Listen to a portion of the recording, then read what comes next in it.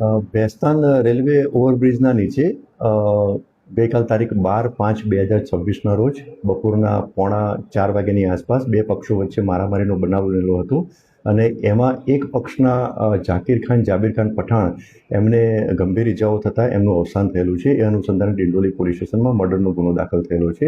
આ ગુનામાં ટોટલ 4 આરોપી છે. પ્રીતમ રામનારાયણ શર્મા, બીજોનું નામ છે શુભમ બાલકૃષ્ણ મરાઠે, ત્રીજો આરોપી છે કિરણ ઉર્ફે ચેતન બાવિસ્કર અને ચોથો આરોપી છે અંકિત દિનકર પાટીલ.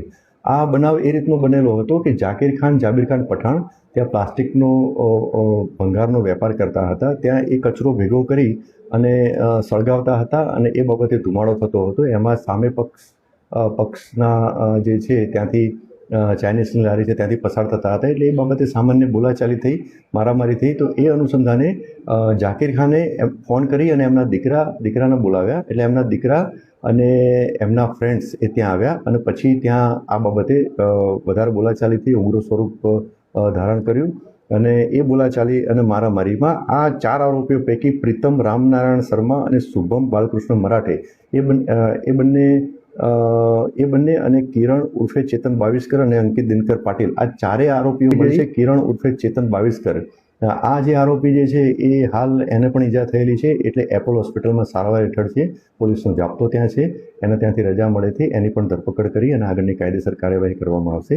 તે સિવાય જે ચોથા આરોપીનું નામ છે અંકિત દિનકર પાટીલ, એ હાલમાં ધરપકડ ટાળવા નાસ્તો ફરે છે, એટલે કે ફરાર છે. એની તપાસ કરવા માટે પણ પોલીસ ટીમ કાર્યરત છે. આ 4 આરોપીઓના વિરુદ્ધમાં અગાઉ પણ ડિંડોલી પોલીસ સ્ટેશન અને બીજા પોલીસ સ્ટેશનમાં પ્રોહિબિશનના અને અન્ય બીજા ગુના દાખલ થયેલા હતા.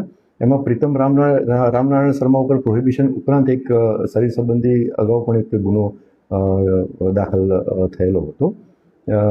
આ ગુનાની હાલમાં તપાસ ચાલુ છે.